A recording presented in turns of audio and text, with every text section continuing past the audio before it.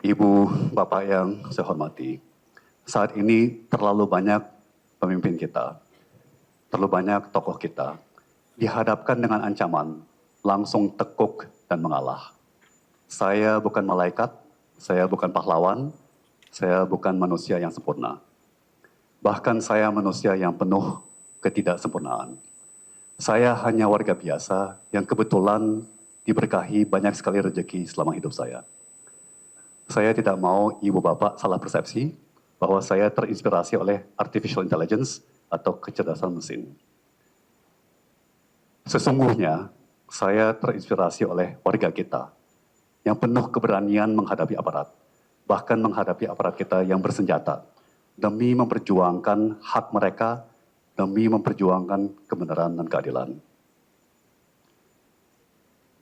Mereka memperjuangkan hak, kebenaran dan keadilan bagi dirinya dan bagi keluarga dan kerabatnya, bahkan dari jauh demi orang yang tidak mereka kenal seperti saya pada hari ini. Dalam setahun terakhir, kita melihat mahasiswa, guru besar, nelayan, emak-emak, dan warga biasa penuh dengan keyakinan dan keberanian, menantang kebohongan, menolak manipulasi, dan memprotes ketidakadilan. Saya hanya sekedar setia di barisan ibu bapak para warga yang nuraninya luar biasa. Saya tahu ibu bapak melakukannya demi suami, demi istri, demi orang tua, demi anak, demi cucu, demi saudara, atau berkat ajaran agama dan panggilan nurani. Saya hanya bisa mencontoh pada teladan ibu bapak sekalian. Kalau saya saja yang telah diberkahi begitu banyak rezeki dalam hidup saya, tidak sanggup untuk setia pada kebenaran dan keadilan, bagaimana kita bisa berharap siapa lagi yang masih dapat menegakkan kebenaran dan keadilan di Indonesia? Saya berharap dan berdoa agar Yang Mulia Bapak-Bapak Hakim Majelis dapat melaksanakan tugas dan tanggung jawabnya dalam menegakkan keadilan dengan sebaik-baiknya. Dengan demikian, saya mengajukan permohonan saya agar Majelis Hakim dapat membebaskan saya dari semua tuntutan jaksa penuntut umum.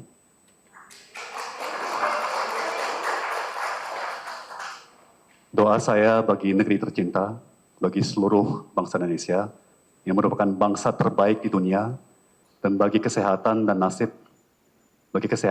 nasib baik semua pihak yang terlibat dalam perkara importasi gula ini. Wassalamualaikum warahmatullahi wabarakatuh. Salam sejahtera, Om Swastiastu, Namo Buddhaya, salam kebajikan.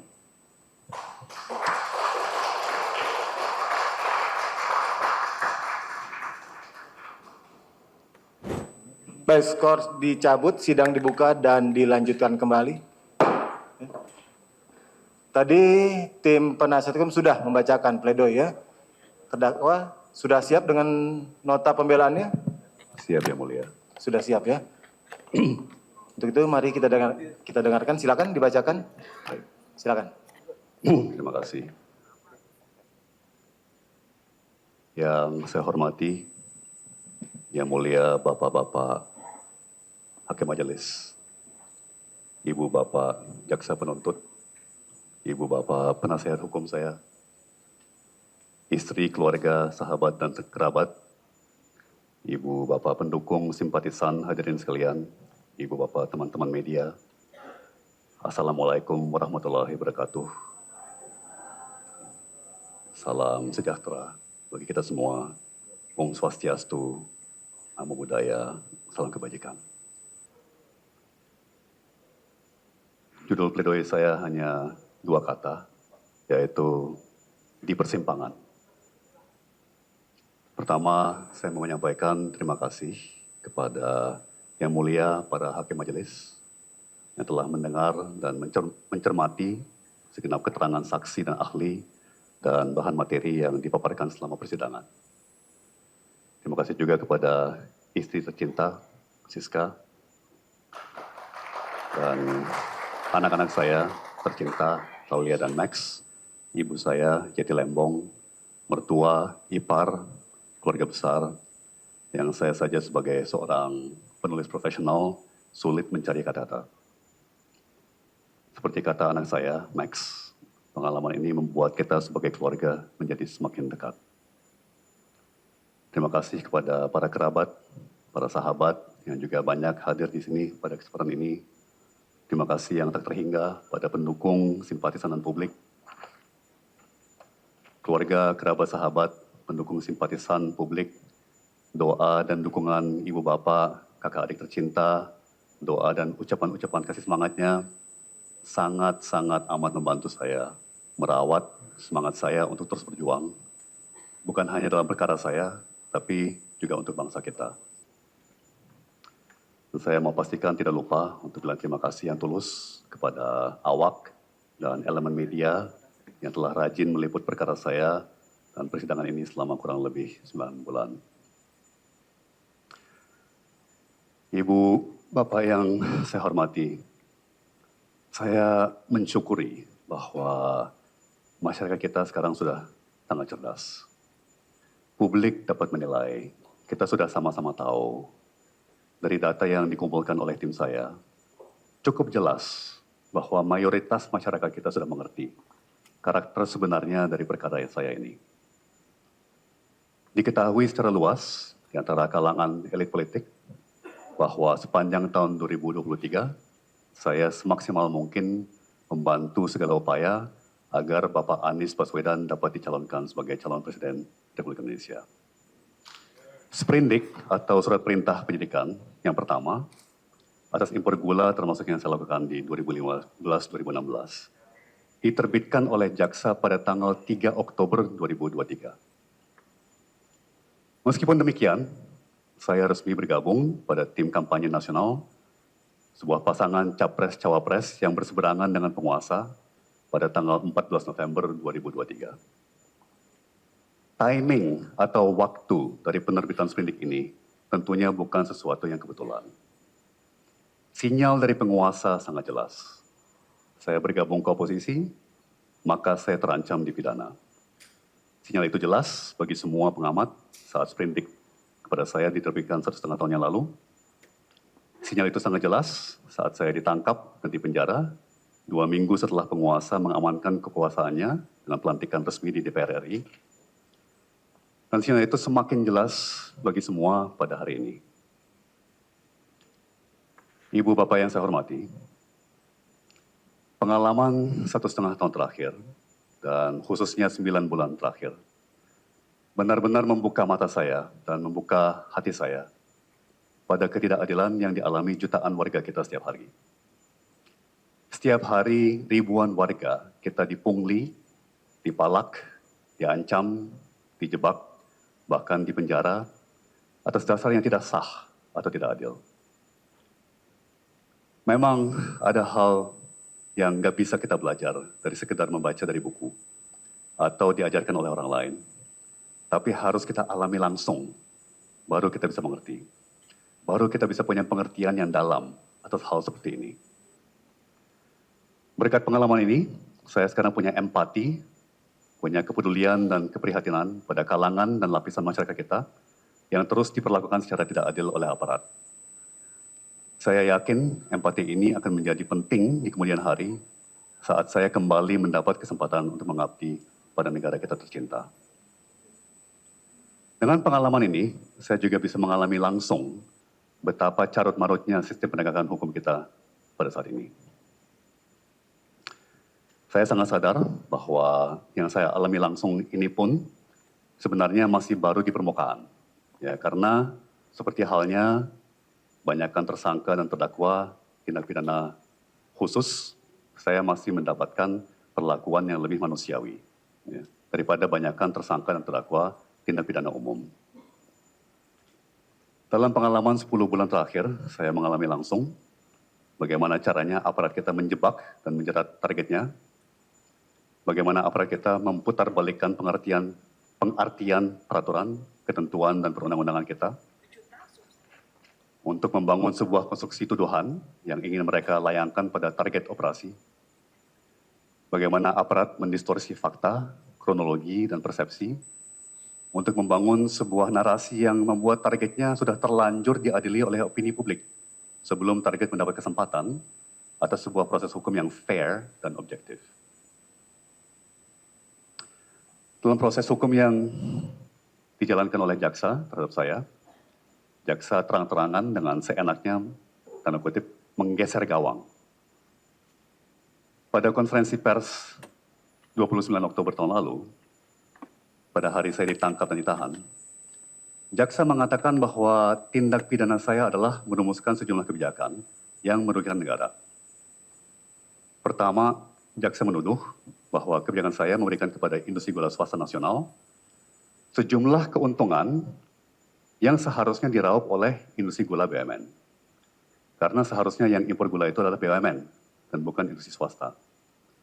Dan BUMN kehilangan peluang profit, dinyatakan sebagai sebuah kerugian negara. Saat itu pun, banyak warga kita sudah bingung dengan tuduhan tersebut, dengan mengkomentari di media sosial. Jadi, kalau kami milih untuk beli bensin di pompa bensin Shell atau BP, apa itu menyebabkan kerugian negara? Karena harusnya kami beli di pompa bensin Pertamina, gitu. Kalau kami milih untuk pakai jasa telekomunikasi Indosat atau XL, maka kami menyebabkan kerugian negara, karena kami tidak pakai Telkomsel. Kalau kami milih untuk buka rekening bank di Bank BCA atau Bank Permata, kami merugikan negara karena seharusnya kami buka rekening di Bank Mandiri, Bank BRI, BNI, atau BTN. Kedua, dalam konferensi pers 29 Oktober lalu, jaksa menuduh saya dan industri gula swasta merugikan konsumen dengan menjual gula yang diimpor dan diolah menjadi gula konsumsi dengan harga lebih tinggi daripada harga eceran tertinggi atau ketentuan harga jual maksimum. Tapi 4 bulan kemudian, dalam dakwaan yang diterbitkan terhadap saya, jaksa menggeser gawang dengan sepenuhnya mengganti kedua tuduhan dengan tuduhan baru. Yaitu pertama, bahwa kebijakan saya dan tindakan pada industri gula swasta membuat PT PPI membayar harga kemahalan untuk gula putih yang PPI beli dari industri gula swasta tersebut untuk dipakai dalam upaya meredam gejolak harga gula nasional. Kedua, bahwa dengan membuat industri gula swasta mengimpor bahan baku, yaitu gula mentah, dan bukan mengimpor barang jadi, yaitu gula putih, kebijakan saya dan tindakan manajemen PT PPI dan para industri gula swasta mengakibatkan kerugian negara karena impor bahan baku dikenakan tarif biaya masuk yang lebih rendah daripada tarif biaya masuk yang dikenakan pada impor barang jadi.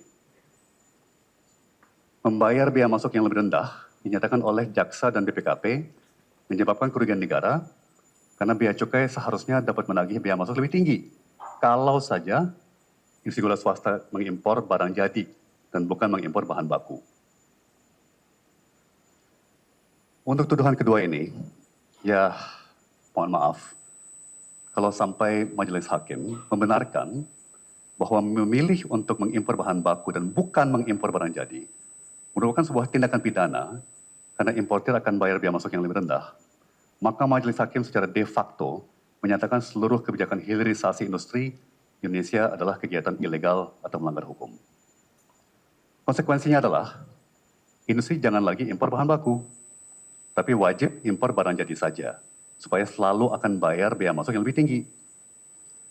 Kita nggak usah bangun industri pengolahan atau manufaktur, karena ya, impor bahan baku merupakan sebuah tindakan pidana yang mengakibatkan kerugian negara. Kembali pada tindakan sewenang-wenang, jaksa dalam menggeser gawang. Dari saat saya ditahan sampai 4 bulan kemudian, saat menerbitkan dakwaan kepada saya. Dakwaan terhadap saya tidak lagi mencantumkan, tanda kutip, keuntungan usaha yang diperoleh industri swasta yang seharusnya menjadi keuntungan BUMN. Tapi diganti narasi baru, yaitu yang tadi, bahwa industri swasta membuat PT PPI, tanda kutip, membayar harga kemahalan dan kemudian mencatut sebagian biaya masuk dengan memilih impor barang yang dikenakan tarif lebih rendah, yaitu bahan baku. Jumlah kerugian negara pun berubah total dari 400 miliar rupiah yang dituduhkan pada 9 Oktober tahun lalu menjadi 578 miliar rupiah 4 bulan kemudian dalam dakwaan saya. Bukan karena adanya bukti baru yang menunjukkan bahwa kerugian yang dituduhkan ternyata lebih besar setelah penyidikan lebih lanjut. Tapi karena jaksa dan atau BPKP mengubah dasar perhitungan kerugian negaranya, alias menggeser gawang antara tanggal saya dinyatakan tersangka dan ditahan dan tanggal yang terjadi 4 bulan kemudian, yaitu terbitnya dakwaan saya. Kita pun tidak dapat mengetahui apa yang dilakukan jaksa atau BPKP dalam mengubah dasar perhitungan kerugian negara yang dituduhkan, karena jaksa tidak menyampaikan audit BPKP pada saat menjatuhkan dakwaan pada saya.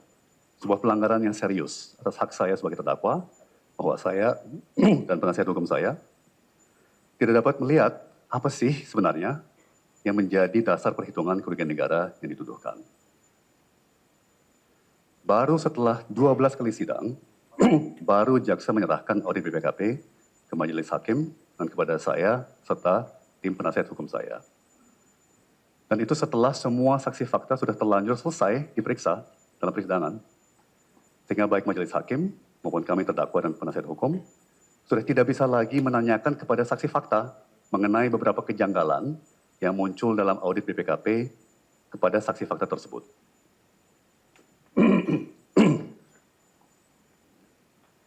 Belum lagi BPKP dan jaksa menolak untuk memperlihatkan kertas kerja para auditor BPKP yang mengaudit perkara saya, meskipun telah dibeberkan secara jelas berbagai kejanggalan dan bahkan error atau kesalahan matematis yang terang benderang terlihat dalam audit BPKP tersebut.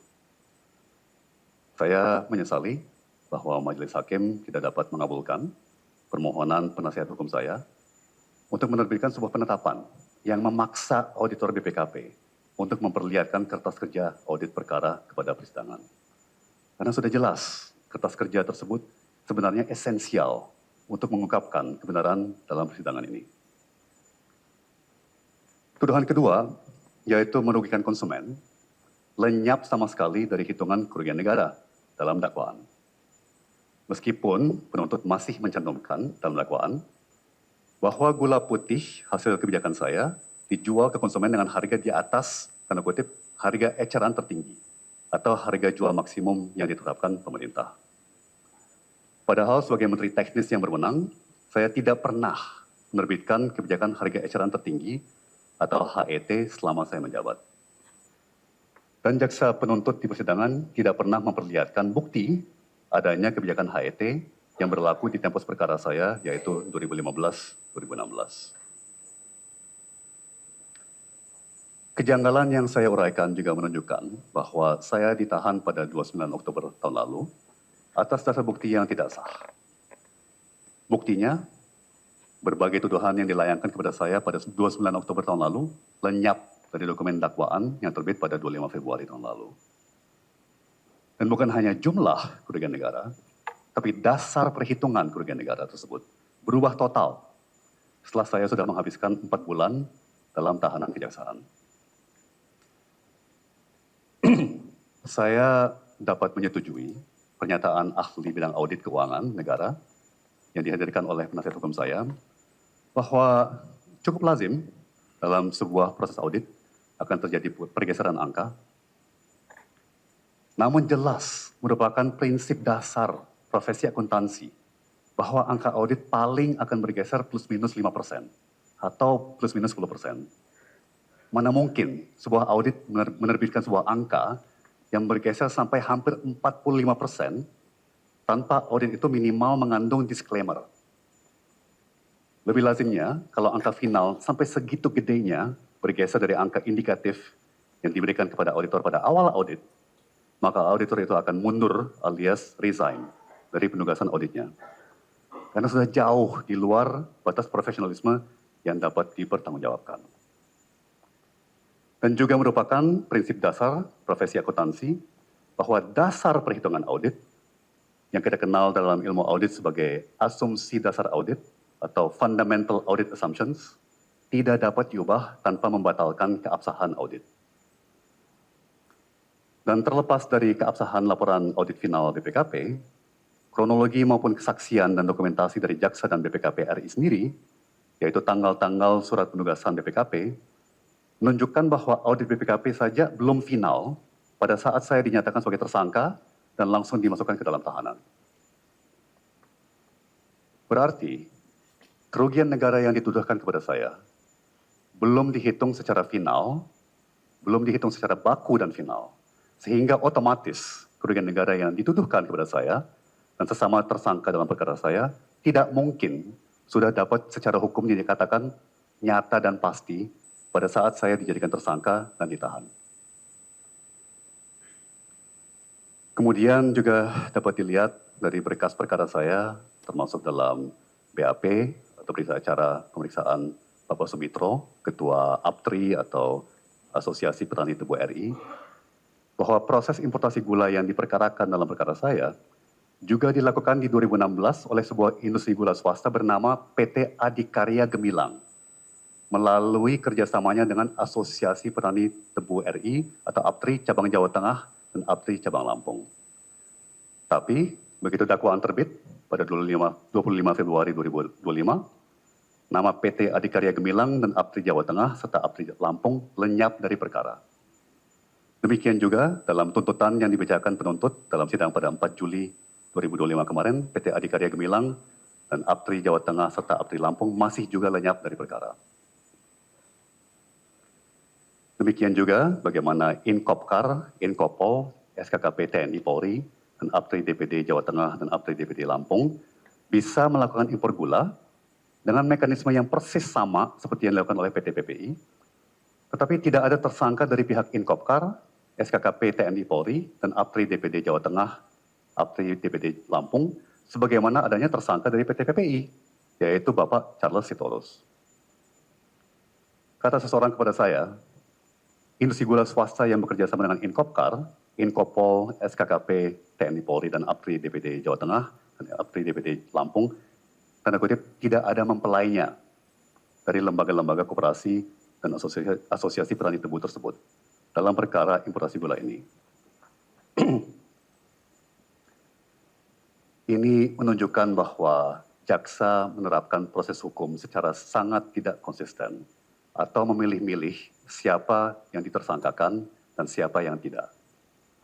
Ada apa dengan koperasi-koperasi TNI Polri, Asosiasi Petani Tebu, dan PT Adikarya Gemilang, sampai partisipasi mereka dalam impor gula mentah untuk diolah menjadi gula putih dalam rangka stabilisasi harga dan stok gula di 2015-2016 tidak dipermasalahkan sama sekali. Tentunya jawabannya adalah bahwa semua pihak tidak bersalah, tapi Bapak Charles Sitorus ditarget, ke-9 industri gula swasta ditarget, dan saya ditarget. Sampai di sini saja kita sudah bisa melihat betapa banyaknya kejanggalan dan argumentasi aneh mewarnai proses hukum yang saya jalani dalam perkara importasi gula. Dan banyak dari kejanggalan ini sudah terjadi bahkan sebelum persidangan dimulai. Pada umumnya, saya dituduh pertama ikut serta dalam berbagai konspirasi untuk menguntungkan atau memperkaya industri gula swasta nasional. Kedua, menjalankan sebuah kebijakan, yaitu impor gula mentah untuk diolah menjadi gula putih, yang kemudian digunakan untuk meredam gejolak harga gula, di mana kemudian jaksa menuduh kebijakan saya telah mengakibatkan kerugian negara sebesar 515 miliar dari 578 miliar. Perlu saya tegaskan kembali pada saat ini, yang disampaikan oleh jaksa dalam pernyataannya kepada publik, tidak ada aliran dana kepada saya. Jaksa sendiri pun dari awal tidak pernah menurut saya menerima apa-apa. Dan dalam tuntutannya pun, pada akhirnya, jaksa tetap tidak menuduh saya menerima apapun, dalam bentuk apapun, dari siapapun, dan kapanpun. Tidak sebelum saya menjabat, tidak pada saat saya menjabat, dan tidak setelah saya menjabat sebagai Menteri Perdagangan Republik Indonesia.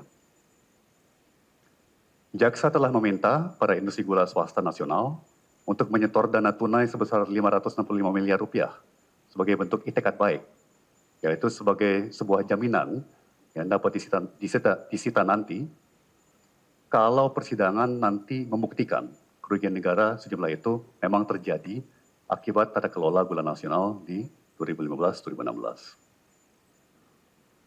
Jaksa tidak meminta saya untuk setor jaminan tunai kerugian negara yang dituduh penyidik dan penuntut, tidak dituduhkan kepada saya, tapi dituduhkan kepada industri gula swasta nasional. Akibat, pertama, membuat PT PPI membayar harga kemahalan atas gula putih yang mereka jual kepada PT PPI, dan kedua, membayar biaya masuk dan pendapatan negara dalam rangka impor lebih rendah daripada seharusnya menurut jaksa dan menurut BPKP.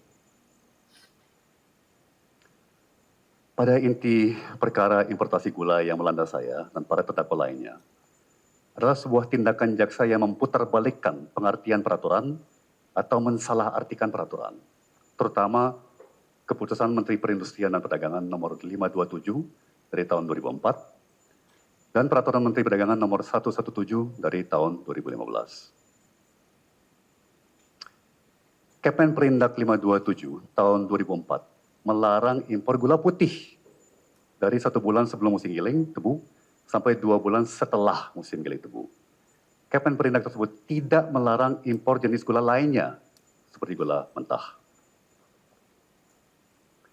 Pasal 7 ayat 2 Kemen Perindak 527 tahun 2004 tersebut secara jelas mengatakan bahwa, dan saya kutip, gula kristal putih hanya dapat diimpor di luar masa 1 bulan sebelum musim giling tebu rakyat sampai 2 bulan setelah musim giling tebu rakyat. Namun jaksa dalam dakwaannya maupun tuntutannya secara gamblang tetap mempidanakan kebijakan saya untuk mengimpor gula mentah dalam kurun waktu terkait musim giling tebu tersebut. Demikian juga Permendak 117 tahun 2015, pasal 4 jelas melarang impor gula putih kecuali dalam rangka stabilisasi harga dan pembentukan stok gula nasional, bukan melarang impor jenis gula lainnya untuk tujuan apapun.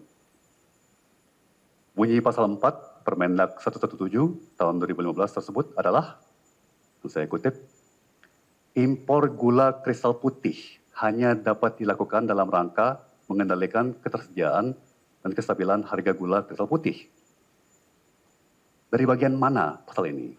Jaksa dapat menarik pengertian bahwa pasal ini melarang importasi jenis gula lainnya, termasuk dalam rangka mengendalikan ketersediaan dan kestabilan harga gula kristal putih. Bunyi pasal 4 Permendak 117 tahun 2015 bukan dalam rangka mengendalikan ketersediaan dan kestabilan harga gula kristal putih, hanya gula putih yang boleh diimpor. Bukan, itu bukan bunyinya pasal 4 Permendak 117 tahun 2015. Bayangkan sebuah aturan mengatakan dilarang membawa korek api ke dalam pesawat terbang. Kemudian seorang penumpang dipidana karena membawa masuk korek telinga ke dalam pesawat. Itulah yang terjadi di perkara ini. Yang dilarang untuk diimpor adalah gula putih, kecuali oleh BUMN dan dalam kondisi tertentu. Kami malah dipidana karena menjalankan impor gula mentah. Bayangkan kalau ada aturan yang mengatakan operasi jantung hanya boleh dilakukan dalam rangka menyembuhkan penyakit jantung. Kemudian aturan tersebut diputarbalikkan menjadi dalam rangka menyembuhkan penyakit jantung hanya dapat dilakukan melalui operasi jantung. Berarti tidak boleh menyembuhkan penyakit jantung dengan cara lain selain melalui operasi jantung. Misalnya memberikan obat kolesterol atau memperbaiki diet dan gaya hidup. Serem sekali kalau peraturan diputarbalikkan seperti itu. Nah, itu baru membahayakan masyarakat. Bukan mengkonsumsi gula rafinasi yang membahayakan masyarakat. Memutarbalikkan peraturan seperti itu yang membahayakan masyarakat. Bagaimana saya dituduh menjalankan sebuah konspirasi, sementara saya hanya melanjutkan kebijakan yang sudah berjalan sebelum saya menjabat.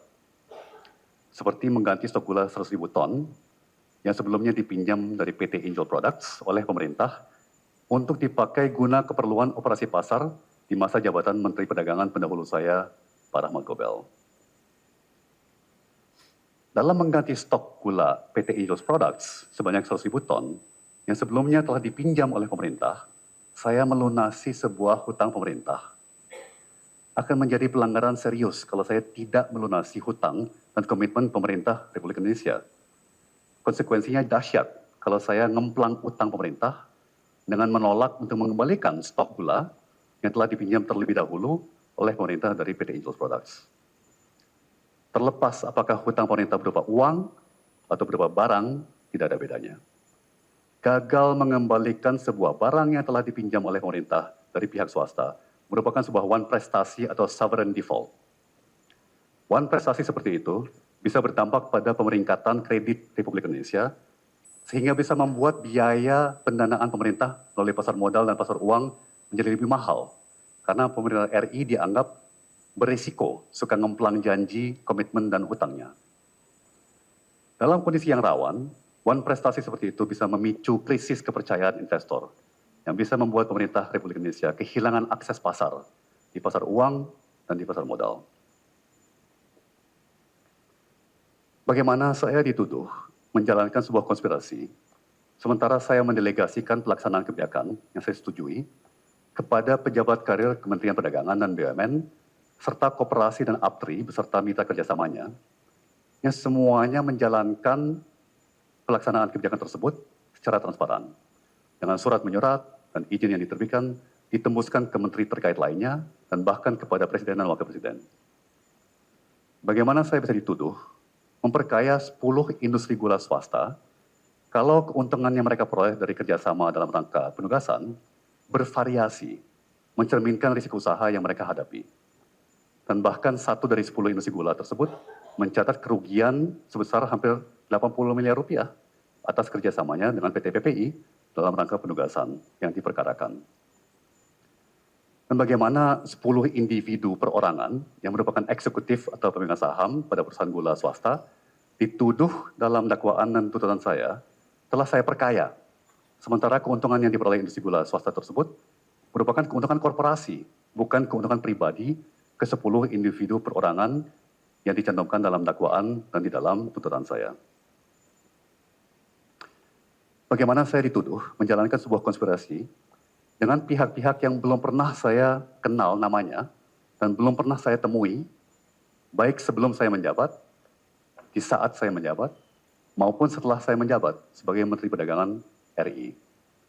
Betapa absurdnya tuduhan jaksa bahwa saya memperkaya sebesar 515 miliar rupiah kepada 10 individu yang belum pernah saya kenali sebelumnya pada saat dan setelah saya menjabat sebagai Menteri Perdagangan RI. Terbukti dalam persidangan bahwa pertama kali saya kenal nama-nama ataupun menemui pihak-pihak swasta yang saya dituduh berkonspirasi dengan mereka adalah saat mereka masuk ke dalam tahanan yang sama seperti saya, yaitu di Rumah Tahanan Kejaksaan Negeri Jakarta Selatan atau di sela-sela persidangan di Pengadilan Negeri Jakarta Pusat pada Januari tahun ini. Sebentar. Izin yang mulia, mohon izin terdakwa bisa minum sebentar, masih 20 halaman lagi sebabnya. Oh iya, silakan. Silakan minum dulu.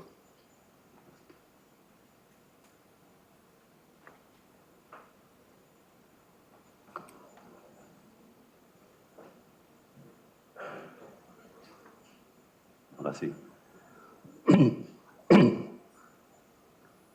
Dalam dakwaan dan dalam tuntutan yang disajikan oleh penuntut, saya dituduh melakukan 7 perbuatan melanggar hukum, yaitu menerbitkan izin impor tanpa didasarkan pada rakor atau rapat koordinasi antar kementerian.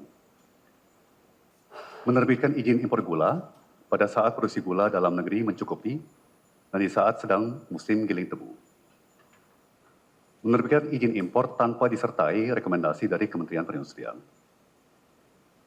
Menerbitkan izin impor untuk gula mentah untuk diolah oleh industri gula swasta nasional menjadi gula putih, padahal industri gula swasta tersebut tidak punya izin untuk mengolah gula mentah menjadi gula putih, terutama untuk digunakan dalam rangka meredam gejolak harga gula nasional. Kemudian memberikan penugasan stabilisasi stok dan harga gula tidak kepada BUMN, tapi kepada non-BUMN, yaitu Koperasi TNI Polri, seperti Inkopkar dan Inkopol. Memberikan penugasan stabilisasi stok dan harga gula kepada sebuah BUMN, yaitu PT PPI, tapi yang kemudian berujung pada importasi gula mentah, bukan gula putih. Dan bahwa gula putih hasil olahan gula mentah tersebut akhirnya dibeli oleh PT PPI di atas harga ini patok peraturan, yaitu harga pokok petani atau HPP. Tidak melakukan pengendalian atas distribusi gula yang seharusnya dilakukan oleh BUMN, bukan oleh distributor. Hebatnya, dalam tuduhan nomor 5, penuntut menuduh saya tidak menunjuk BUMN. Kemudian langsung di tuduhan nomor 6, penuntut menuduh saya menunjuk sebuah BUMN, yaitu PT PPI. Jadi, di tuduhan nomor 5, saya bersalah karena tidak tunjuk BUMN. di tuduhan nomor 6 saya bersalah karena tunjuk BUMN. Saya jadi teringat sebuah pernyataan, yaitu sudah tapi belum, dan iya tapi tidak. Tuduhan tidak adanya rapat koordinasi antar kementerian yang menjadi dasar kebijakan tata kelola impor saya, bagi saya merupakan pada dasarnya sebuah keteledoran jaksa dalam menyusun tuduhan kepada saya 9 bulan yang lalu dan dakwaan pada saya 4 bulan yang lalu. Sebuah keteledoran yang kemudian terus dilanjutkan oleh jaksa dalam surat tuntutan saya minggu lalu. Jelas dari transkrip persidangan bahwa yang sebenarnya dimaksud oleh jaksa adalah bahwa saya tidak memperoleh persetujuan rakor antar kementerian atas jumlah impor gula yang izinnya saya diterbitkan oleh Kementerian Perdagangan sebagai pelaksanaan kebijakan saya. Bahwa saya tidak memperoleh persetujuan rakor antar kementerian atas kerjasama PT PPI dengan para industri gula swasta. Dan bahwa saya tidak menjalankan kebijakan impor gula sesuai dengan diskusi dalam rakor antar kementerian yang menjadi dasar kebijakan saya terkait imporsi gula.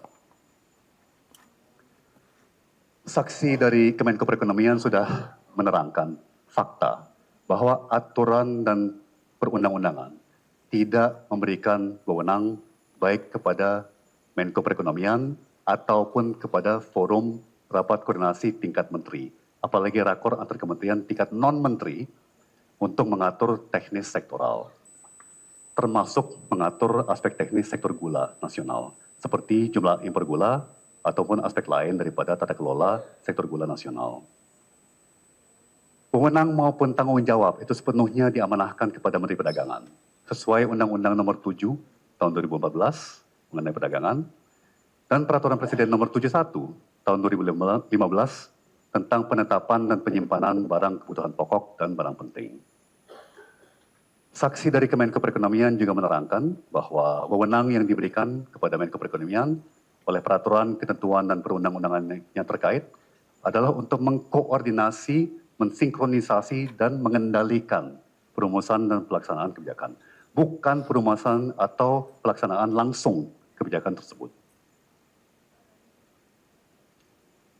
Kemudian saksi dari Kemenko Perekonomian juga menerangkan bahwa dengan demikian, risalah rakortas tingkat menteri atau risalah rakortas atau risalah rakor antar kementerian yang digelar Kemenko Perekonomian bukan dokumen hukum yang mengikat atas para menteri atau kementerian teknis, tapi sekedar acuan atau pedoman. Tentunya tidak mengikatnya risalah tersebut adalah konsekuensi logis dari tidak melekatnya wewenang teknis sektoral pada Menko, Kemenko, ataupun forum rakor antar kementerian. Konsep bertentangan dengan diskusi rakor antar kementerian juga muncul dalam tuduhan, dakwaan, dan tuntutan jaksa bahwa saya menjalankan kebijakan impor gula, dan saya kutip, pada saat produksi dalam negeri gula kristal putih mencukupi. Tentunya tuduhan ini sudah dipatahkan dalam persidangan dengan sekedar memperlihatkan paragraf-paragraf dari rakortas antar kementerian yang dimaksud, yaitu rakortas tingkat menteri bidang perekonomian secara lengkap dan akurat. Begitu diperlihatkan dalam sidang, ternyata yang disampaikan dalam risalah rakortas tersebut adalah bahwa ketersediaan gula nasional mencukupi untuk 3 bulan ke depan, bukan sampai akhir tahun 2015.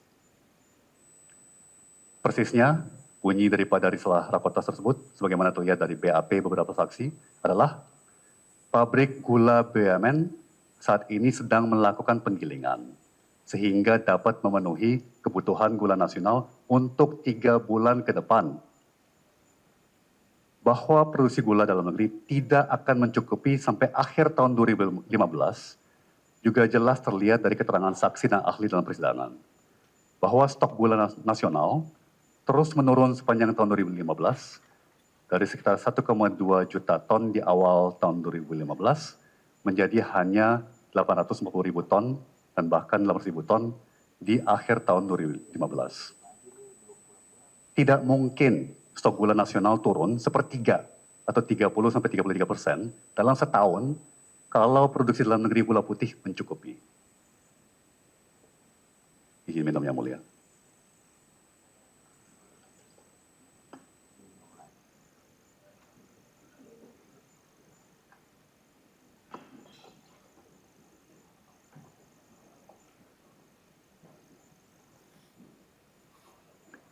Terkait tuduhan bahwa saya melanggar aturan dengan menerbitkan izin impor gula saat produksi dalam negeri mencukupi, dan importasi tersebut saya lakukan di saat musim giling tebu di 2015.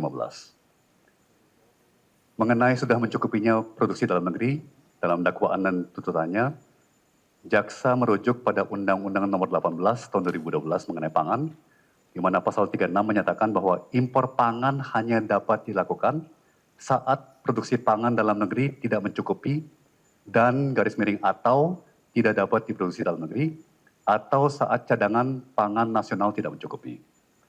Sudah diuraikan berbagai saksi dan ahli dalam persidangan bahwa perkembangan stok gula nasional di 2015 adalah terus menurun sepanjang tahun 2015. Mencerminkan realita bahwa produksi gula dalam negeri di bawah konsumsi gula nasional. Alias, produksi gula dalam negeri tidak mencukupi untuk memenuhi kebutuhan gula nasional. Ahli yang dihadirkan jaksa penuntut pun juga membenarkan bahwa harga gula naik 15% dari awal tahun 2015 sampai akhir tahun 2015. Hampir 5 kali lipat target inflasi pemerintah Republik Indonesia saat itu, yaitu target inflasi 3,5%. Berdasarkan yang kita kenal sebagai hukum pasar, tren harga seperti itu tentunya mencerminkan bahwa cadangan gula nasional juga menipis, alias juga tidak mencukupi. Kalau stok gula nasional mencukupi, tidak mungkin harga rata-rata gula nasional naik 5 kali lipat laju inflasi, yaitu kenaikan harga barang dan jasa pada umumnya. Terkait importasi gula di musim giling tebu, ini kembali menjadi contoh di mana jaksa teledor, keliru atau mendistorsi bunyi dan maksud sebuah peraturan. Sebagaimana sudah saya sampaikan, peraturan dan pasal yang dirujuk jaksa dalam tuduhan, dakwaan dan tuntutan adalah Kemen Perindak nomor 527 tahun 2004, pasal 7 ayat 2, yang bunyinya adalah gula kristal putih hanya dapat diimpor di luar masa 1 bulan sebelum musim giling tebu rakyat sampai 2 bulan setelah musim giling tebu rakyat. Di mana larangan untuk impor gula mentah di sini? Sementara sangat jelas bahwa izin impor yang diterbitkan Kementerian Perdagangan di 2015 adalah untuk impor gula mentah, bukan impor gula putih yang dilarang oleh pasal 7 Kemen Perindak 527 tersebut.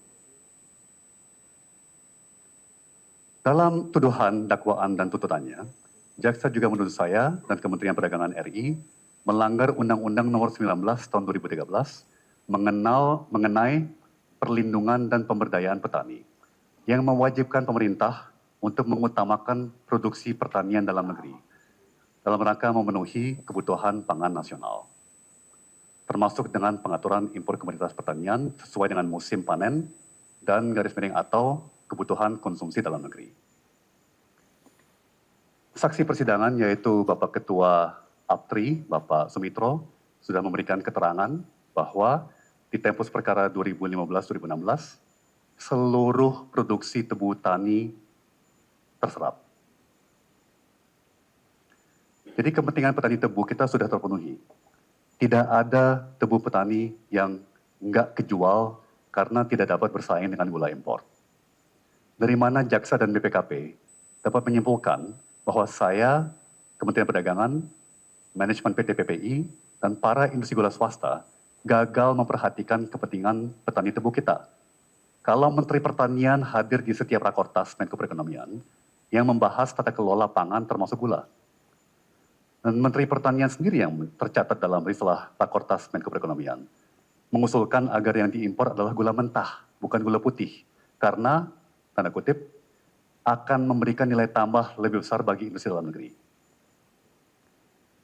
Bagaimana mungkin dengan berbagai tindakan kami dituduh melanggar Undang-Undang Perlindungan dan Pemberdayaan Petani, sedangkan Bapak Menteri Pertanian ditembuskan, atau bawahan beliau yang ditembuskan, pada hampir semua korespondensi dan perizinan importasi gula.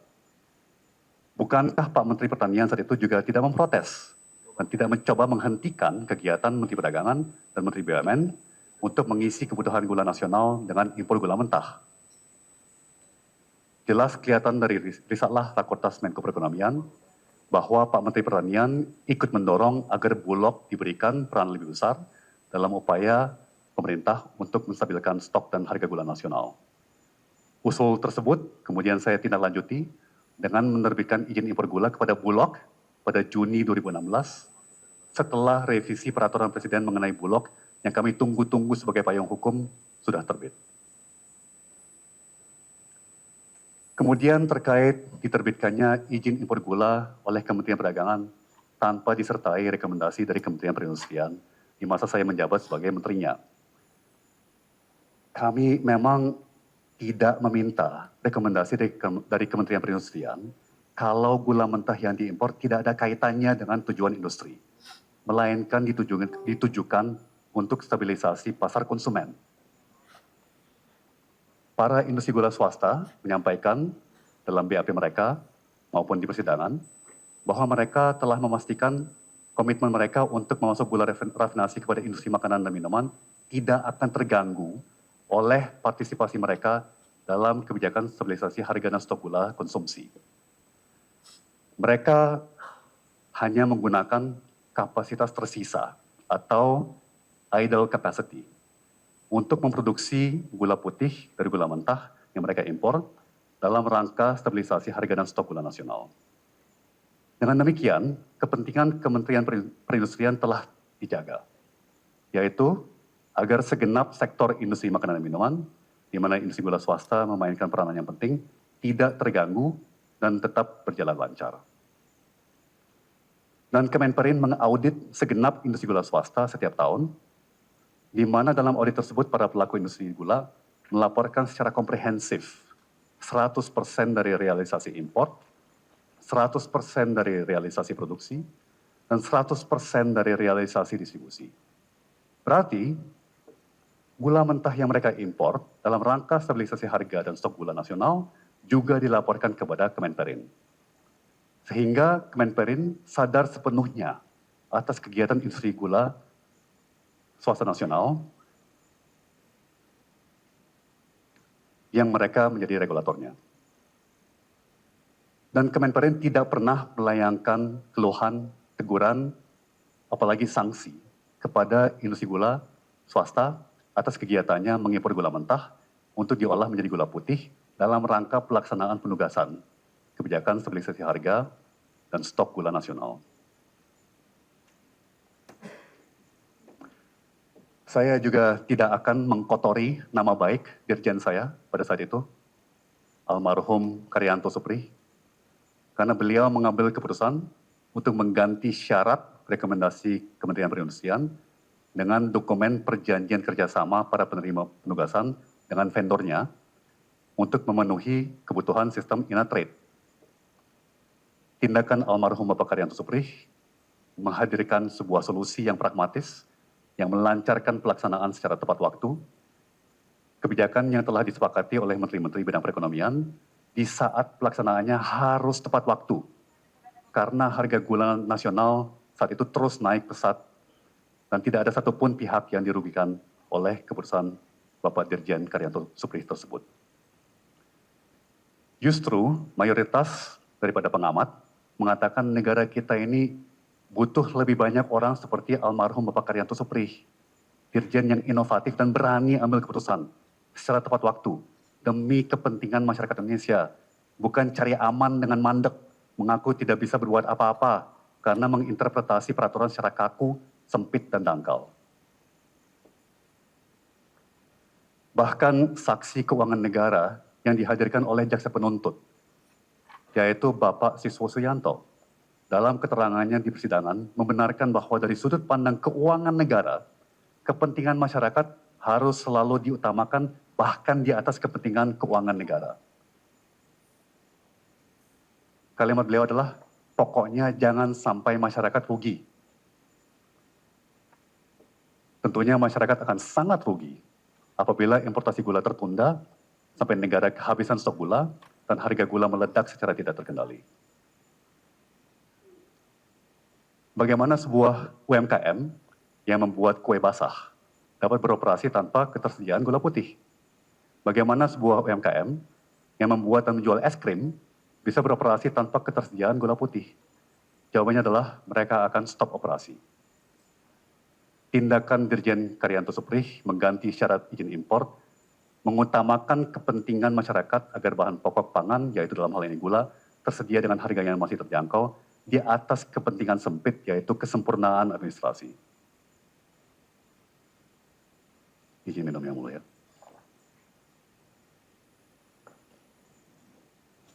Terkait tuduhan bahwa saya melanggar aturan dengan menerbitkan izin impor gula kepada perusahaan-perusahaan industri gula swasta yang, dan saya kutip dari dakwaan dan dari tuntutan saya, yang kata-katanya adalah persis sama atau juga dikenal sebagai copy paste atau copas. Perusahaan tersebut tidak berhak mengolah gula mentah dalam kurung GKM menjadi gula putih dalam kurung GKP. Izin usaha industri yang diterbitkan oleh BKPM atau Badan Koordinasi Penanaman Modal kepada PT Berkah Manis jelas mencantumkan KBLI atau klasifikasi baku lapangan usaha Indonesia, yaitu KBLI nomor 10721. Kemudian keterangan yang tertera pada izin usaha industri PT Berkah Manis Makmur mengenai KBLI nomor 10721 adalah, tanda kutip, bidang usaha, titik 2, industri pemurnian gula. Dan kapasitas produksi terpasang, garis miring jenis jasa per tahun adalah, saya kutip, gula putih, garis miring gula murni, dalam kurung white sugar, garis miring brown sugar, refined sugar, double refined sugar. Dari deskripsi ini, jelas sekali bahwa izin usaha industri yang diperoleh PT Berkah Manis Makmur dari BKPM mengizinkan PT Berkah Manis Makmur untuk memproduksi gula putih. Bahkan izin usaha industri tersebut menyatakan dalam bagian catatan, dan saya kutip, perusahaan dapat melaksanakan diversifikasi produk dalam lingkup pemurnian gula. Jadi sangat-sangat jelas izin usaha ini memberikan keleluasaan kepada penerima izin untuk memproduksi segala jenis gula. Katakan misalnya gula batu untuk keperluan kuliner tertentu sebagai contoh. Demikian juga izin usaha perubahan yang diterbitkan oleh BKPMD atau BKPM daerah, pemerintah Provinsi Sumatera Utara kepada PT Medan Sugar Industry. Keterangan atas KBLI nomor 10721 yang tertera pada izin usaha tersebut jelas mengatakan, tanda kutip, industri gula pasir, yang jelas mencakup berbagai jenis gula pasir, mulai dari gula putih, sampai gula merah, sampai gula rafinasi, dan gula ekstra rafinasi atau double refined sugar. Memang, sayangnya, deskripsi atau keterangan tambahan di izin usaha yang diterbitkan kepada industri gula swasta tidak sepenuhnya konsisten. Ada beberapa izin usaha yang tidak mencantumkan deskripsi yang sedetail itu. Tapi itu adalah kesalahan administratifnya BKPM. Dan saya dapat menyatakan hal tersebut sebagai seseorang yang pernah menjabat sebagai kepala BKPM selama 3 tahun. Yang penting adalah semua industri gula swasta, izin usahanya dinyatakan oleh BKPM berada dalam ruang lingkup KBLI nomor 10721 yang jelas mencakup semua jenis gula pasir termasuk gula putih. Tentunya bukan salah penerima izin kalau sistem BKPM gagal menerbitkan izin usaha secara konsisten kepada pelaku usaha yang KBLI-nya sama. Dan merupakan prinsip dasar praktik regulasi yang baik di seluruh dunia, bahwa di mana ada ketidakjelasan, maka yang diberlakukan adalah definisi yang paling komprehensif. Terkait tuduhan bahwa penunjukan Inkopkar, Inkopol, Puskopol, dan SKKP TNI Polri merupakan sebuah pelanggaran aturan. Baik dalam tuduhan, dakwaan maupun tuntutan, jaksa tidak pernah memperlihatkan aturan manapun yang dilanggar atas penunjukan koperasi-koperasi tersebut. Kalau yang dimaksud oleh jaksa adalah pasal 5 ayat 2, Peraturan Menteri Perdagangan RI nomor 117 tahun 2015, bunyi pasal tersebut adalah impor gula kristal putih, plantation white sugar, sebagaimana dimaksud dalam pasal 2 ayat 2 huruf C, hanya dapat dilakukan oleh BUMN. Dari mana jaksa dan BPKP dapat mengartikan dari bunyi pasal dan ayat tersebut adanya larangan untuk pihak selain BUMN untuk impor jenis gula selain gula putih. Di sini kita juga bisa melihat kontradiksi yang timbul akibat kekeliruan, keteledoran, atau distorsi fakta jaksa dan BPKP. Dalam menguraikan dasar perhitungan kerugian negara, jaksa dan BPKP mengatakan bahwa Koperasi Angkatan Darat dan Koperasi TNI Polri jatuhnya di luar lingkup keuangan negara. Sehingga berapapun harga yang mereka bayar, di atas harga patokan petani tidak akan menimbulkan kerugian negara. Beda dengan PT PPI. Berarti, andai kata saja saya menyimpang dari alur kebijakan menteri-menteri yang sudah disepakati dan sudah berjalan sesuai rakor antar kementerian, yaitu penunjukan PT PPI, andai kata saja saya batalkan penugasan PT PPI waktu itu, dan saya memberikan 100% penugasan kepada koperasi-koperasi, maka tidak akan terjadi kerugian negara akibat bayar kemahalan tersebut.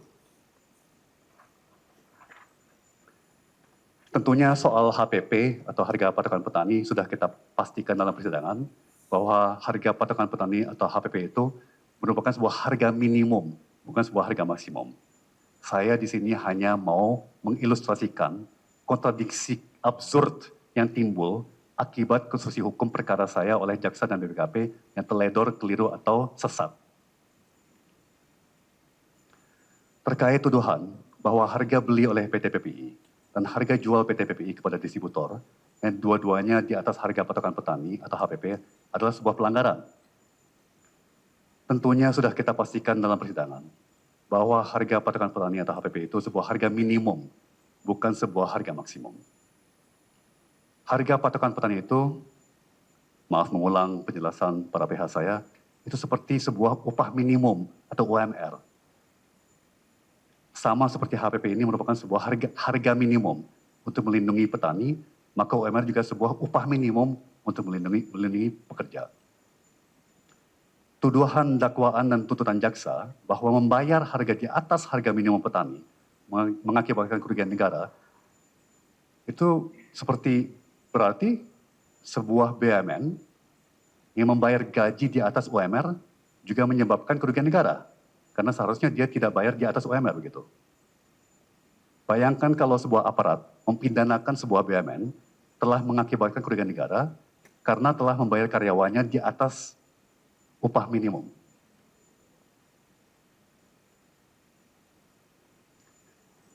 Tuduhan bahwa saya dan implikasinya adalah Kementerian Perdagangan yang saya membawahinya gagal melakukan pengendalian atas distribusi gula, terutama dengan membolehkan cara lain di luar BUMN melalui operasi pasar dan atau pasar murah.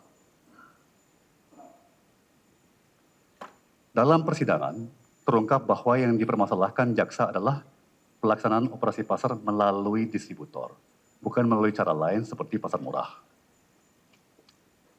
Kembali jaksa menerapkan makna dari istilah operasi pasar yang keliru. Operasi pasar adalah istilah teknokratis yang diambil dari istilah bahasa Inggris yaitu open market operations, yaitu intervensi pasar.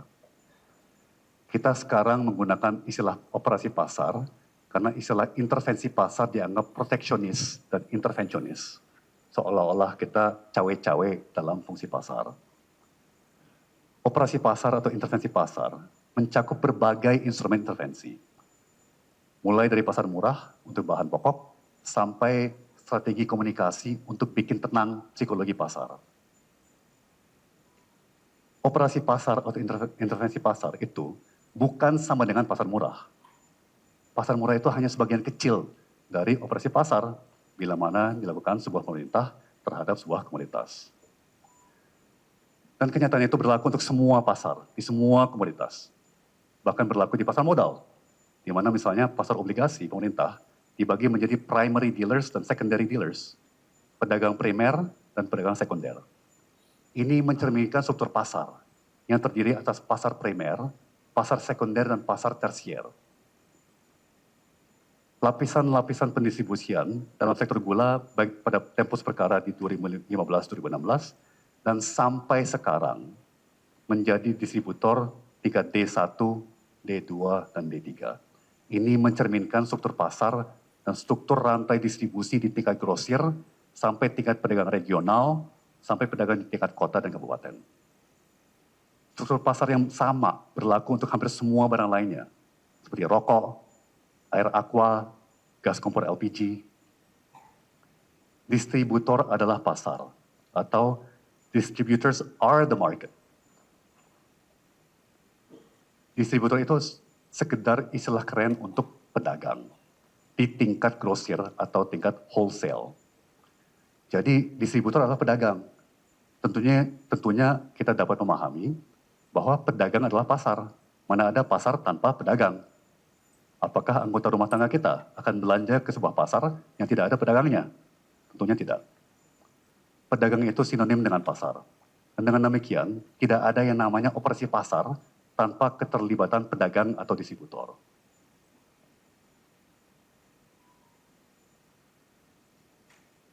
Dasar maupun akurasi hitungan kerugian negara sudah kita patahkan secara definitif dalam persidangan.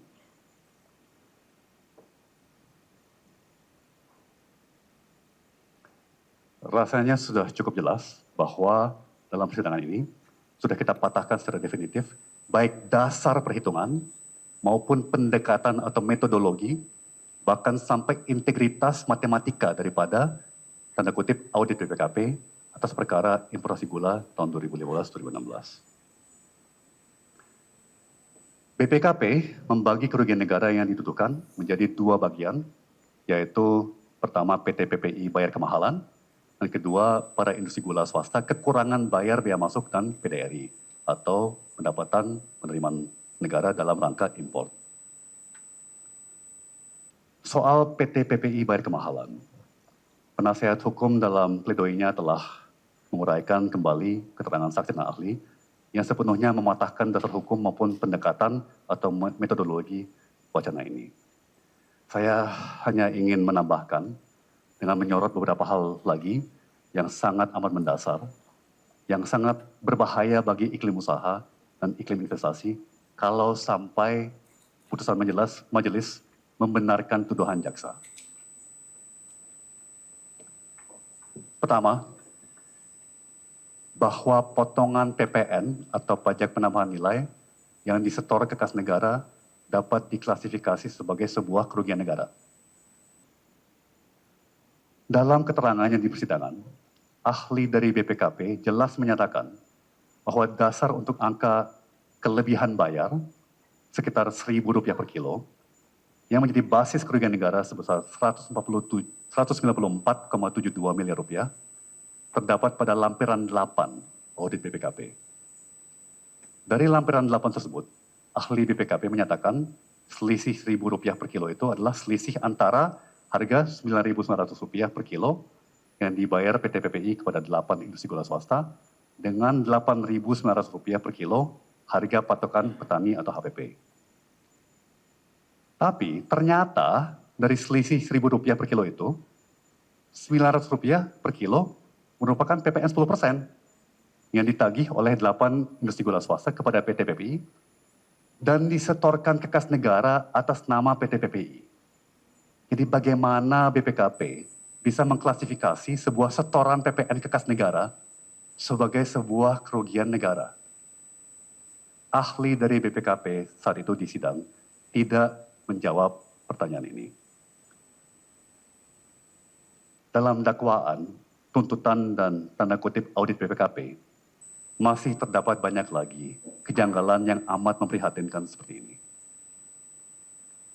Kedua, sebagaimana diterangkan berbagai saksi dan ahli dalam persidangan, harga Rp9.000 per kilo yang dibayar PT PPI kepada 8 industri gula swasta dan harga Rp11.100 per kilo yang dibayar PT PPI kepada PT Kebun Tebu Mas jauh di bawah harga lelang gula yang berlaku pada saat jual beli tersebut terjadi. Data dari jaksa sendiri menunjukkan bahwa di 2015, harga lelang gula terendah adalah Rp9.250 per kilo. Sementara di 2016, harga lelang gula terendah adalah Rp11.300 per kilo.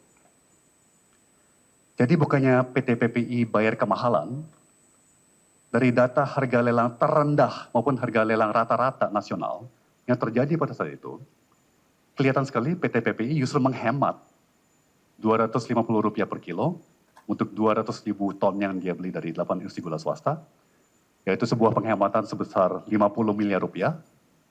Dan untuk 12.095 ton gula yang dia beli dari kebun tebu Mas, PT PPI menghemat Rp200 per kilo atau sebesar 2,4 miliar rupiah. Itu dengan asumsi PT PPI bisa membeli seluruh 200.000 ton plus 12.095 ton gula tersebut di harga lelang gula terendah. Kalau kita bandingkan dengan harga lelang gula rata-rata, maka PT PPI menghemat Rp300 per kilo untuk 200.000 ton yang dia beli dari 8 industri gula swasta, atau sebesar 60 miliar rupiah. Dan untuk 12.095 ton gula yang dia beli dari kebun tebu Mas, PT PPI menghemat Rp900 per kilo atau total sebesar 10,8 miliar rupiah. Itu kalau kita bandingkan harga yang dibayar PT PPI dengan harga lelang rata-rata nasional, bukan dengan harga lelang terendah nasional ya.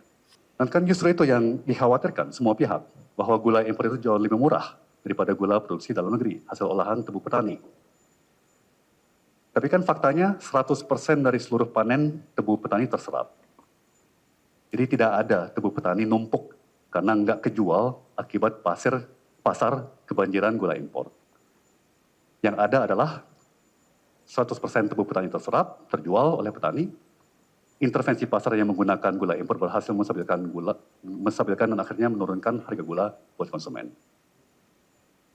Soal para industri gula swasta, kekurangan bayar bea masuk dan PDRI atau pendapatan negara dalam rangka impor.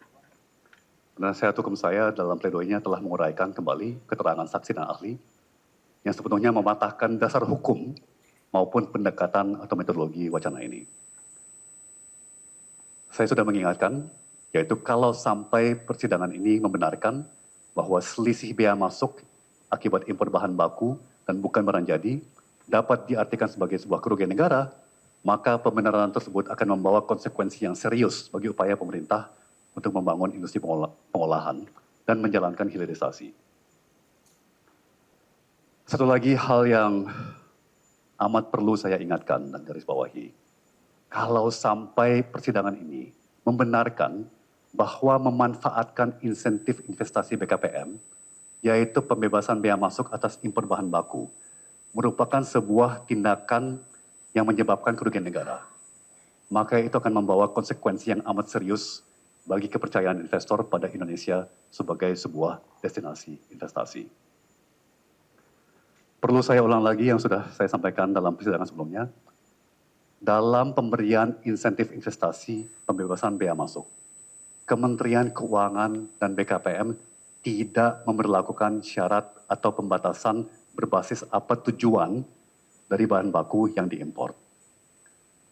Kementerian Keuangan dan BKPM tidak membedakan impor bahan baku untuk tujuan tertentu, apakah itu dalam rangka produksi untuk industri, atau itu dalam rangka produksi untuk operasi pasar, ataupun tujuan apapun. Investor bebas memanfaatkan fasilitas pembebasan bea masuk impor bahan baku, apapun tujuan pengolahan bahan baku tersebut. Dan itu jelas sekali kelihatan dari SK Menteri Keuangan yang menerapkan insentif investasi tersebut.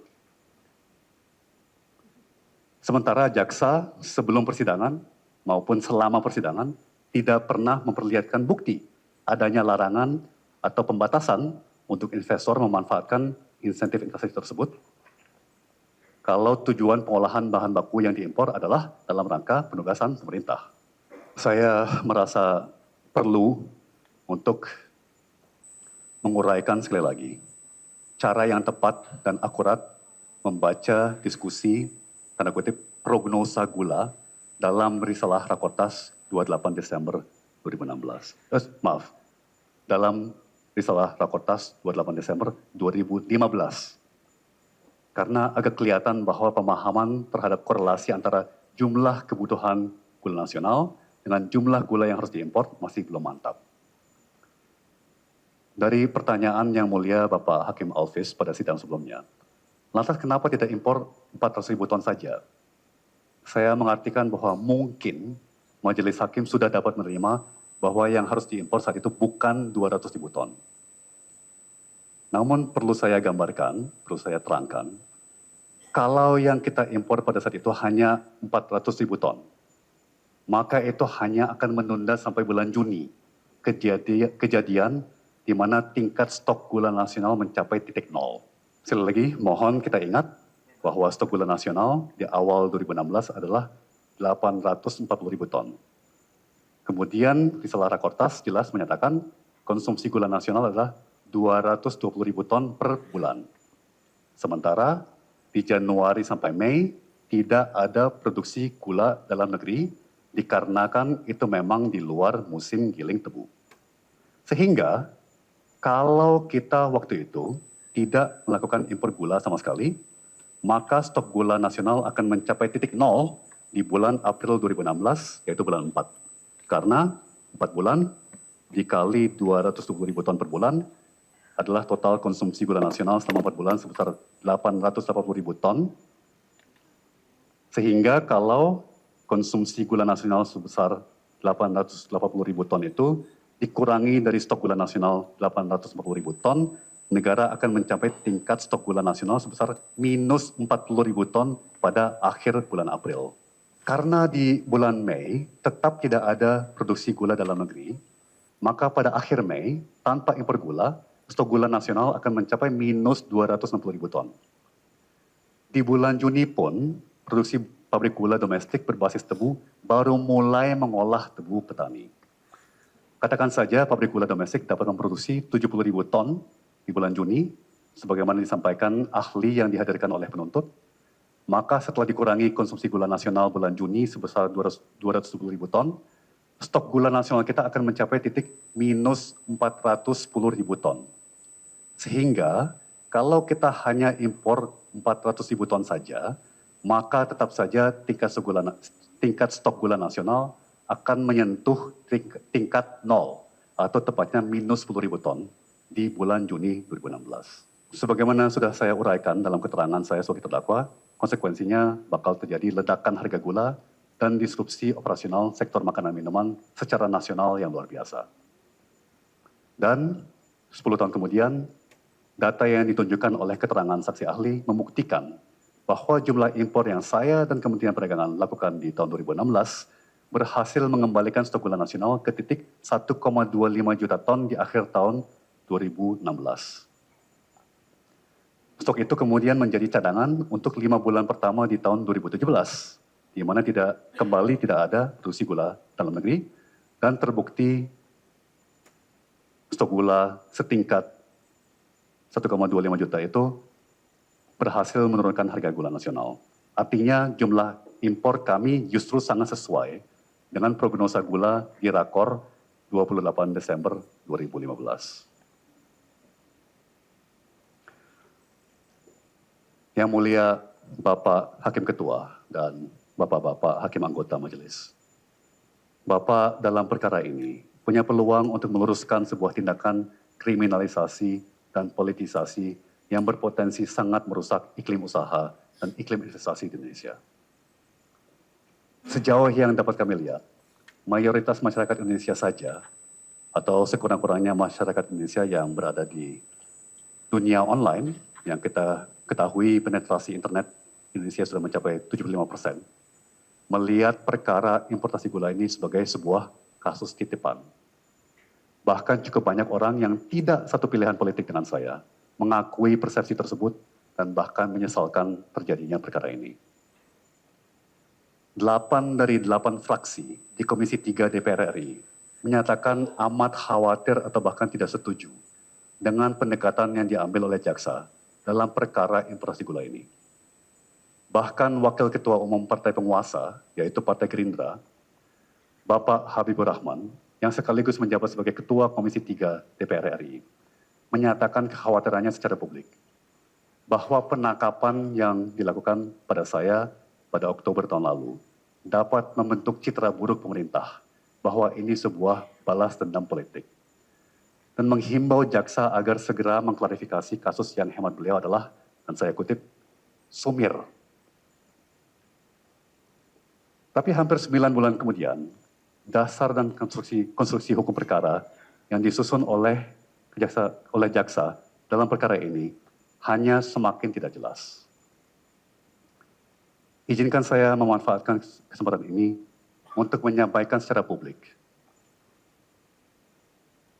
apresiasi dan terima kasih saya yang tulus kepada Bapak Habibur Rahman dan para wakil ketua dan anggota Komisi 3 yang banyakkan adalah lawan politik saya di pemilu tahun 2024 atas pernyataan-pernyataannya yang membela proses hukum yang adil bagi saya, terlepas apakah saya berseberangan atau saya satu perahu dengan Ibu Bapak Ketua, Wakil Ketua, dan anggota Komisi 3 tersebut.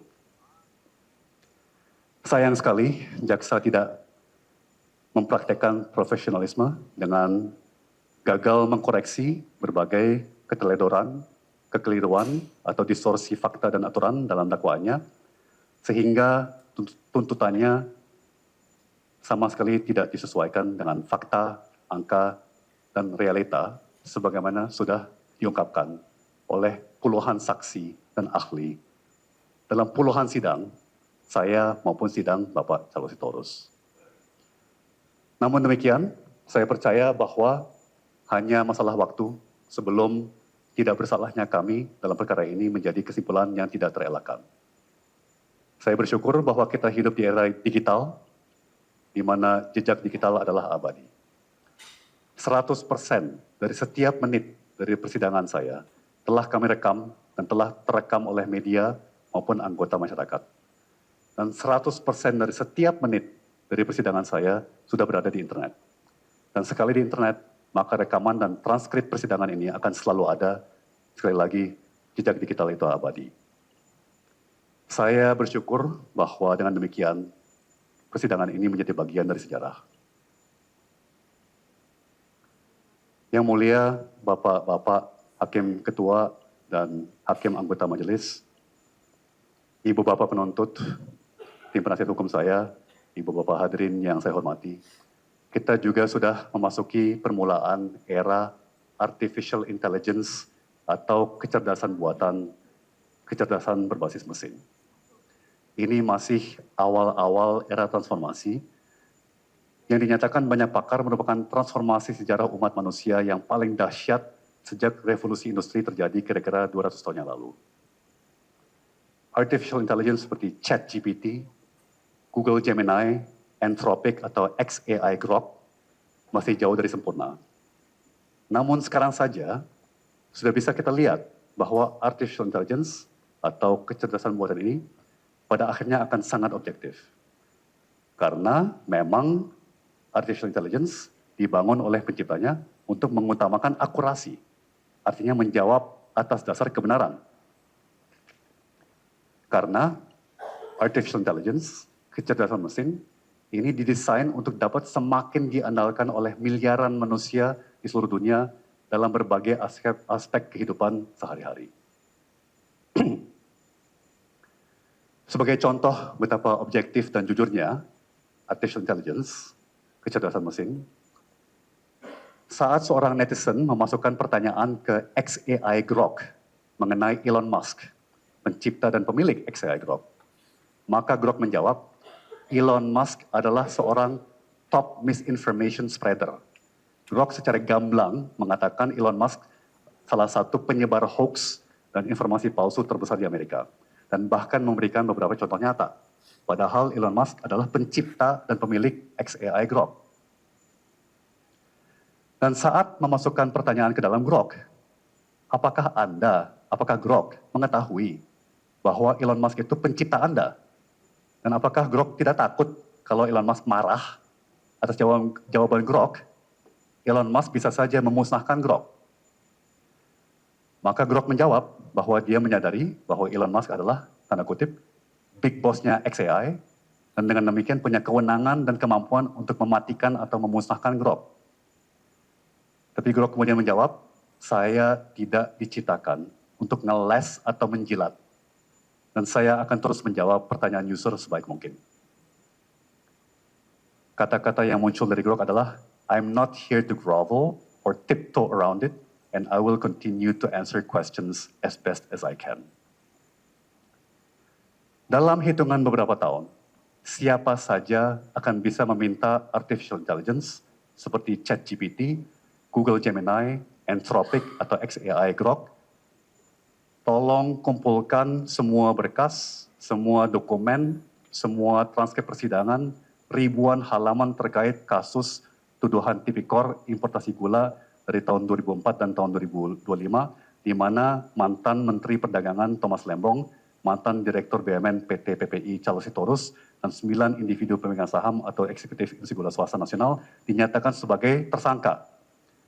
Dan kemudian tolong simpulkan apakah para tersangka ini memang melakukan perbuatan melanggar hukum. Dan apakah langkah tindakan para tersangka yang dipermasalahkan oleh jaksa memang memenuhi syarat sebagai tindakan pidana korupsi sebagaimana dituduhkan oleh jaksa. Dan pada saat itu, artificial intelligence tersebut akan menjawab berdasarkan ribuan halaman berkas, berita acara pemeriksaan, transkrip persidangan, kompilasi aturan, ketentuan, dan perundang-undangan yang berlaku, dapat disimpulkan bahwa Thomas Lembong, Charles Sitorus, dan 9 individu dari sektor industri gula swasta tidak bersalah, dan bahwa persidangan telah membuktikan bahwa tuduhan tipikor terhadap para terdakwa ini oleh jaksa tidak berdasar dan kerugian negara sebenarnya tidak terjadi. Saat itu, momen itu akan tiba dalam kira-kira 3-5 tahun. Pada saat itu, pertaruhan reputasi kita semua dalam perkara ini, yaitu para penyidik, para penuntut, para terdakwa termasuk saya, dan tentunya yang mulia Bapak-Bapak Hakim Majelis akan jatuh tempo. Karena seluruh dunia akan dapat mencari penilaian yang sepenuhnya objektif terhadap kita semua dalam perkara ini dengan sangat mudah berkat artificial intelligence atau kecerdasan buatan kecerdasan mesin. Maka saya berpikir, masa saya kalah dengan AI, kecerdasan mesin, dalam membela kebenaran. AI adalah sebuah mesin yang tidak punya jiwa, dan dengan demikian tidak akan menghadapi pengadilan di akhirat. Sementara saya manusia yang punya jiwa, dan seyogyanya takut pengadilan akhirat, dan sebagai manusia beragama, wajib melestarikan moralitas saya. Mohon izin.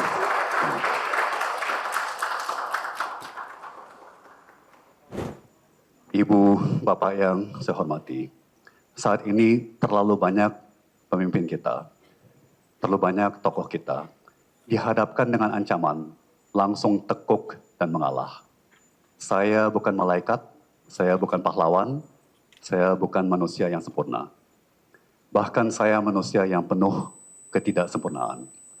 Saya hanya warga biasa yang kebetulan diberkahi banyak sekali rezeki selama hidup saya. Saya tidak mau ibu bapak salah persepsi bahwa saya terinspirasi oleh artificial intelligence atau kecerdasan mesin. Sesungguhnya saya terinspirasi oleh warga kita yang penuh keberanian menghadapi aparat, bahkan menghadapi aparat kita yang bersenjata demi memperjuangkan hak mereka, demi memperjuangkan kebenaran dan keadilan. Mereka memperjuangkan hak, kebenaran dan keadilan bagi dirinya dan bagi keluarga dan kerabatnya, bahkan dari jauh demi orang yang tidak mereka kenal seperti saya pada hari ini. Dalam setahun terakhir, kita melihat mahasiswa, guru besar, nelayan, emak-emak, dan warga biasa penuh dengan keyakinan dan keberanian, menantang kebohongan, menolak manipulasi, dan memprotes ketidakadilan. Saya hanya sekedar setia di barisan ibu bapak para warga yang nuraninya luar biasa. Saya tahu ibu bapak melakukannya demi suami, demi istri, demi orang tua, demi anak, demi cucu, demi saudara, atau berkat ajaran agama dan panggilan nurani. Saya hanya bisa mencontoh pada teladan ibu bapak sekalian. Kalau saya saja yang telah diberkahi begitu banyak rezeki dalam hidup saya, tidak sanggup untuk setia pada kebenaran dan keadilan, bagaimana kita bisa berharap? Siapa lagi yang masih dapat menegakkan kebenaran dan keadilan di Indonesia? Saya berharap dan berdoa agar yang mulia Bapak-Bapak Hakim Majelis dapat melaksanakan tugas dan tanggung jawabnya dalam menegakkan keadilan dengan sebaik-baiknya. Dengan demikian, saya mengajukan permohonan saya agar Majelis Hakim dapat membebaskan saya dari semua tuntutan jaksa penuntut umum.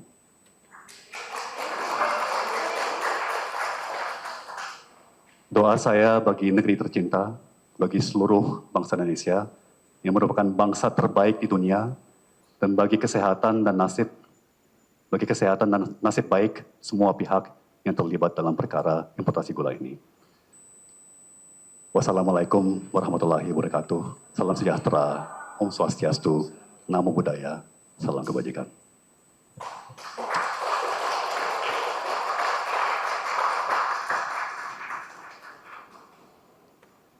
Ya, demikian tadi terdakwa Thomas Trikasih Lembong sudah membacakan nota pembelaannya.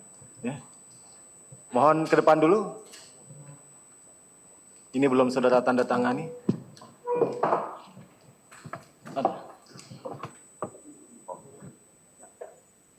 Kami sampaikan yang sudah ditangani. Maaf. Ya, kembali.